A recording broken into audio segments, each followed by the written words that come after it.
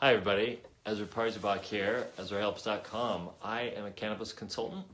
I help people understand medical marijuana, and today I'm doing my live talk on the teen brain debate. So what do we know about teenagers and the brain and marijuana or cannabis?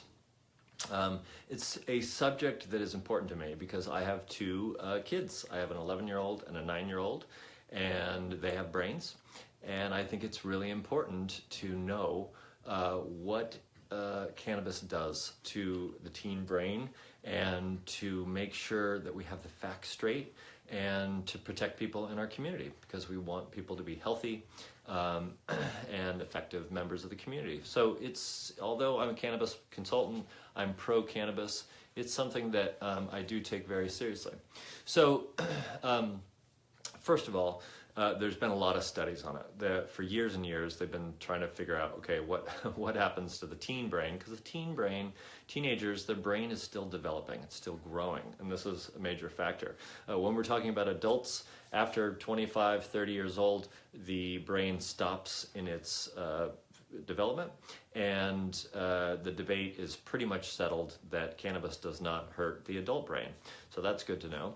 But for teens, it's debatable, right?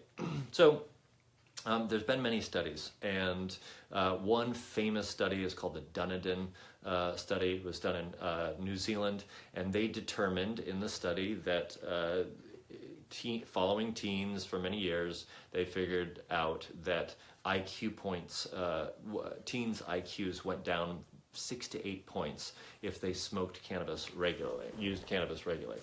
And this report made headlines, and everybody was convinced, oh my gosh, this makes teens stupid, can't smoke pot. Well, it's very dangerous to do scientific studies and just put the evidence out there, because this is a study that has not been reproduced. They cannot find evidence to back this study up, and a lot of people are skeptical of the study. And newer studies show that it's just not the case. There's now another famous study done that compares twins. So instead of just gathering kids together or doing a study on children of all types, there's a lot of issues to consider: alcoholism and cigarettes and home life and relationship to the drug and whatnot. But when you study twins, you can study exact genetic replicas of people. And what they found was they found twins. One of the twins was a regular user of cannabis. The other twin was not. And there was no difference in IQ over the course of that. And no brain damage or any damage that was observable in the teen who smoked pot. So basically, it's debatable, and they cannot find a causal relationship. But it's really important to remember that cannabis does have effects on his executive function. It can affect our ability to plan, to have flexibility in our mind, and to engage in abstract thinking. So these are subjective issues. If you're somebody who's really good at executive function and you smoke pot, it may not affect your executive function in a negative way that's affecting your life negatively. As far as abstract thinking, if it tempers your abstract thinking and you can think a little bit more linearly with cannabis, that might be a benefit. I've seen that happen. So the point is that this debate will probably never be settled. We cannot take teenagers, give half of them marijuana every day for 10 years and have the other ones be free of marijuana and do a study. It's unethical to test a drug like cannabis on teenagers. So we just have to sort of look at as much evidence as we can and trying to determine what happens. Now we have evidence that cannabis and cannabinoids are effective at neuroprotection, that they actually protect the brain. So this is contradictory to this idea that it kills the brain cells or damages the brain. And so it's important to remember things like psychosis or issues of the brain, that we may have teens who are at risk of psychosis, but the evidence still doesn't show that cannabis increases our risk of psychosis. For example, we have millions of more people smoking cannabis over the years. The strength of cannabis has gotten stronger over the years, but the number of psychosis diagnoses in Americans, for example, has not increased. So it's pretty clear that when it comes to teenagers and cannabis, there is no definitive causal relationship between cannabis being a negative thing for kids.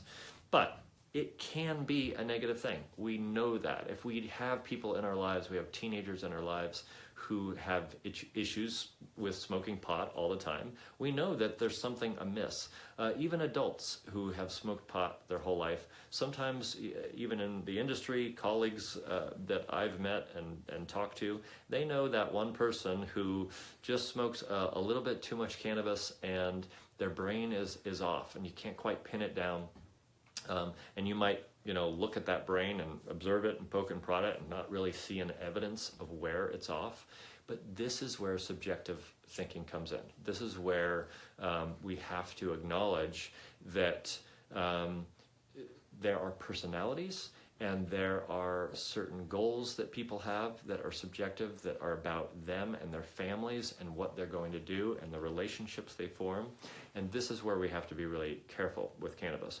Firstly, if you're a parent watching this and you're wondering about legalization in your state, legalization in your area, what is that going to do for teens? There's not a lot of evidence that suggests that teen use increases when we legalize.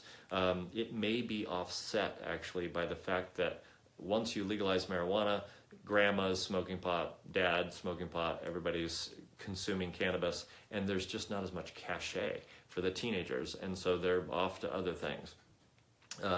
But I think in general, cannabis legalization is still safe for teens. The net benefit to society in terms of reducing other opiates and reducing alcohol use, it still shows promise there. But I think the most important thing when we're talking about teens and cannabis and their brains is to consider is family culture.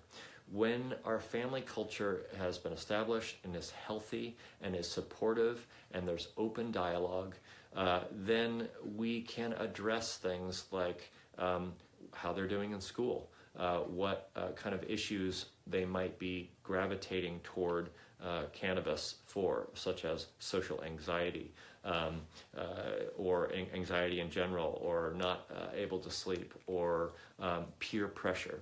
And these are essentially the philosophies that I outline in my book, Cannabis Consulting, which is how do we approach a drug like cannabis and society and young people if we can't definitively prove that it hurts them? And it's by being supportive for those kids. In my practice as a cannabis consultant, parents will come to me bringing their teenagers or bringing their young adults, people in their early 20s, and they're worried that their children are using too much cannabis and they don't fully understand it. So what I do is I help them understand it. I disentangle recreational use from medical use, and then we determine if there's something that's more appropriate for them to take or utilize, or a way of ingesting that's going to better help their ailments or their issues, but not allow them to succumb to the ritualistic, recreational, and social use of the cannabis. So I've seen kids who are really healthy and have goals, and they're excited about learning and moving on with their life, and they smoke pot on a regular basis and they do okay. And the kids who feel disengaged from their families, from school, from life in general, the kids who don't have life goals, who don't excel in academics and with planning ahead and having goals, they can succumb to the negative aspects of cannabis, which is essentially that the cannabis makes them feel good and makes them feel like they're just fine fine, and so they don't need to move forward in their life. So that's always my test for teenagers is, okay, what do you hope to be doing in the next year? How are you engaging with your symptoms such as social anxiety in positive ways, such as with a therapist or with healthy social groups?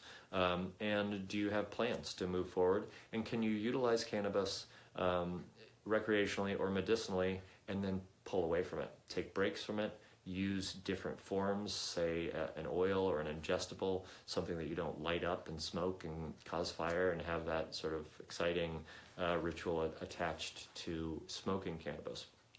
So in short, the debate is not settled about how it affects the brain. It may not be. I don't think it's going to be in this generation or perhaps in the next generation. So it's really important that you find a professional who understands cannabis, understands the benefits of it, both and the downfalls of cannabis, the negatives, and you work with your friends, family, your friends of your loved one you're worried about, and that you complete a nurturing environment for this person so that you know that they're moving forward in their life, they're being healthy, they're not being shamed about their cannabis use, and that the kids who are doing great self-exploration and they're healthy with cannabis use and they're doing great in their studies should be allowed to have that natural experimentation. And the kids who need extra support and services and nurturing should be monitored more closely. So I hope this helps. If you have any more questions about cannabis and teens, if you know of a teen or a family who has questions and doesn't quite understand what to do about it, then reach out to me or try and find a cannabis consultant or professional in your area who can help guide you. The point is for people to use cannabis effectively. So thanks for joining us, and tune in next week. Take care, everybody. See me on EzraHelps.com. Thanks.